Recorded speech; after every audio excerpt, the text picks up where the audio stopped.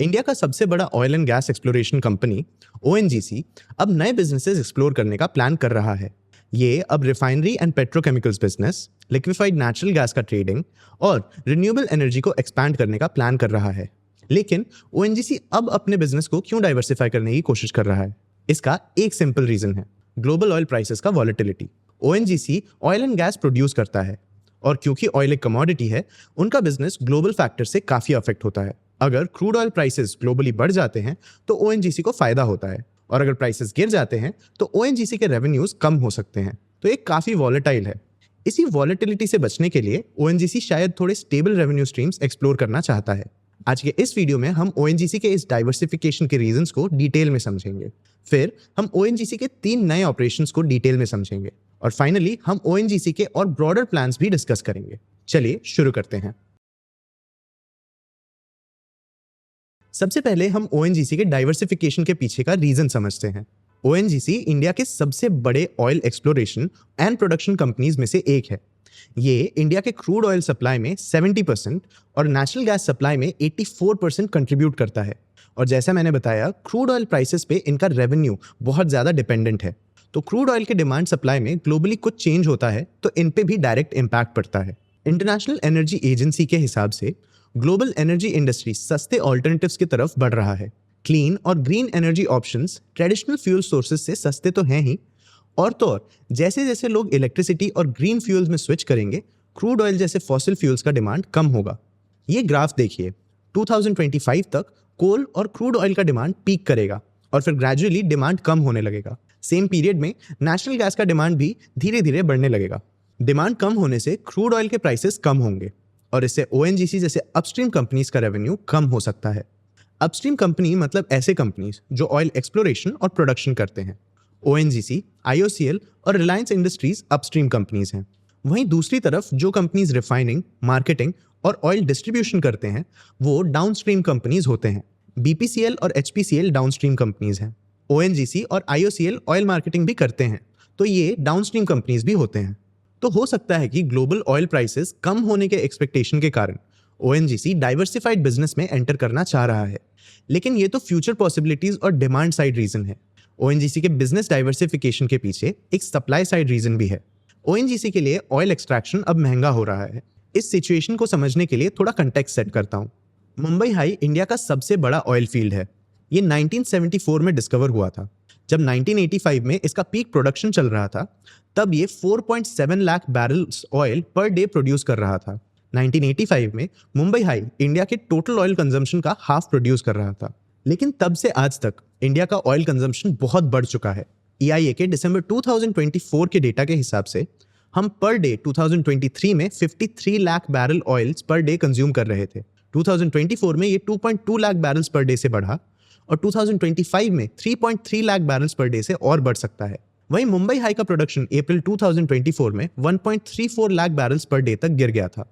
मतलब 1985 से आज तक इस ऑयल फील्ड के प्रोडक्शन में लगभग 72% डिक्लाइन हुआ है।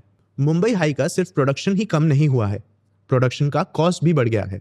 देखो, जैसे जैसे किसी ऑयल फील्ड से उसके रिसोर्सेज एक्सट्रैक्ट होते हैं, नए रिसोर्सेज को एक्सट्रैक्ट करना और मुश्किल हो जाता है और ओएनजीसी को इन रिसोर्सेज को एक्सट्रैक्ट करने के लिए ज़्यादा पैसा खर्चा करना पड़ता है। ओवर यूज्ड ऑयल फील्ड्स में वाटर कट्स भी एक प्रॉब्लम होता है। मतलब अंडरग्राउंड ऑयल के साथ साथ ऑयल फील्ड से पानी भी निकलने लगता है और ये ऑयल ऐसे ही नहीं बेचा जा सकता।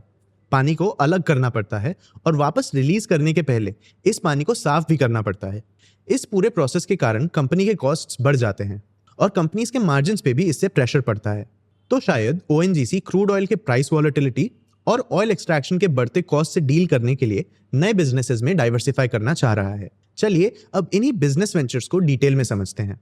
सबसे पहले बात करते हैं ओएनजीसी के रिफाइनरी और पेट्रोकेमिकल बिजनेसेस के बारे में। देखो, ग्लोबल एनर्जी ट्रेंड्स ग्रीन और क्लीन एनर्जी की तरफ शिफ्ट हो रहे हैं। ऐसे में क्रूड ऑयल से बनने वाले जेट फ्यूल, डीजल और पेट्रोल का डिमांड कम हो सकता है, लेकिन इससे क्रूड ऑयल का यूज पूरी तरह खत्म नहीं होगा। ये चार्ट्स देखिए, यूएस और यूरोप दोनों रिन्यूएबल एनर्जी कैपेसिटी बढ़ा रहे हैं और आगे प्लान्स भी सेम ट्रेंड्स फॉलो करने का है। एशिया पैसिफिक भी सिमिलर ट्रेंड्स पे चल रहा है। पेट्रोकेमिकल इंडस्ट्री क्रूड ऑयल को फ्यूल बनाने की जगह दूसरे केमिकल प्रोडक्ट्स बनाने में यूज करती है और फ्यूचर में पेट्रोकेमिकल का डिमांड बढ़ सकता है। ये डिमांड ईवी इंडस्ट्री से आ सकता है। देखो, इंडिया में ईवीज का फ्यूचर पोटेंशियल काफी स्ट्रांग है। 2030 तक इंडिया ईवी सेल से private cars, commercial vehicles, buses और टू व्हीलर्स में 30%, 70%, 40% और 80% कंट्रीब्यूट करना चाहते हैं। इस बढ़ते डिमांड के कारण पेट्रोल और डीजल का डिमांड कम हो सकता है।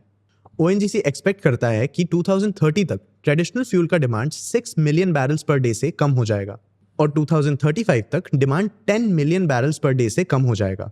कंपेयर करें तो 2035 तक ईवीज के कारण ट्रेडिशनल फ्यूल का डिमांड यूएस के रोड ट्रांसपोर्ट के फ्यूल कंजम्पशन के अमाउंट जितना कम हो जाएगा। ओएनजीसी इंडिया के डोमेस्टिक पेट्रोकेमिकल डिमांड का भी फायदा उठाना चाहता है।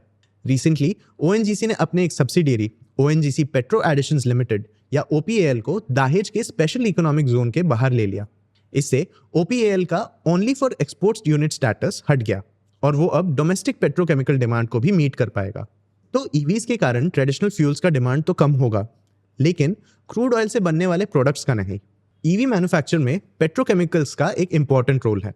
पेट्रोकेमिकल इंडस्ट्री का एक प्रोडक्ट है स्पेशलिटी प्लास्टिक, जिसका यूज ईवीज के पार्ट्स बनाने में होता है। प्लास्टिक पार्ट्स का यूज करके ईवी का वेट कम किया जा सकता है। वेट कम होने से पर चार्ज ईवीज ज्यादा डिस्टेंस ट्रैवल कर पाएंगे, जिससे इनकी बैटरी एफिशिएंसी बढ़ेगी। ये था पहला सेगमेंट। दूसरा सेगमेंट है RLNG या regasified liquefied natural gas trading space. पहले समझते हैं कि RLNG है क्या। नेचुरल गैस को इजीली ट्रांसपोर्ट करने के लिए उसे -162 डिग्री सेल्सियस पे कूल करके उसे लिक्विफाइड नेचुरल गैस या LNG में कन्वर्ट किया जाता है। इससे नेचुरल गैस का वॉल्यूम लगभग 600 टाइम्स कम हो जाता है और उसे इजीली ट्रांसपोर्ट किया जा सकता है। LNG को usually natural gas rich areas से उन जगहों तक ट्रांसपोर्ट किया जाता है जहां एनर्जी की डिमांड ज्यादा होती है। वहां पर इसे रीगैसिफाई करके, यानी कि दोबारा से नेचुरल गैस में बदल के इलेक्ट्रिसिटी जनरेशन, हीटिंग और इंडस्ट्रियल प्रोसेसेस के लिए यूज किया जाता है। इसे ही रीगैसिफाइड नेचुरल गैस कहते हैं। ओएनजीसी इंडिया के वेस्टर्न कोस्ट में लगभग 3 मिलियन टन्स पर ईयर की रीगैसिफिकेशन कैपेसिटी बुक करने का प्लान कर रहा है। कंपनी ने तो सिटी गैस रिटेलर्स के साथ लॉन्ग टर्म सप्लाई डील्स के डिस्कशंस भी स्टार्ट कर दिए हैं। ये स्ट्रैटेजी ना सिर्फ ओएनजीसी का एक नए सेगमेंट में प्रेजेंस बढ़ाएगा, बल्कि क्रूड ऑयल प्राइस स्विंग्स से कंपनी को प्रोटेक्ट भी कर सकता है। इंडिया का नेचुरल गैस सेक्शन भी काफी इंटरेस्टिंग है। देखो, लगभग एक डेकेड के स्लो ग्रोथ और डिक्लाइन के बाद इंडिया का नेचुरल गैस डिमांड एक स्ट्रॉन्ग मूवमेंट पकड़ रहा है। 2023 और 24 में नेचुरल गैस डिमांड ऑलमोस्ट 10% से ज्यादा बढ़ा। 2024 में ग्लोबल नेचुरल गैस इंपोर्ट्स का लगभग 7% तो इंडिया ने ही इंपोर्ट किया है। इसी पीरियड में इंडिया नेचुरल गैस इंपोर्ट्स का 4th लार्जेस्ट इंपोर्टर रहा।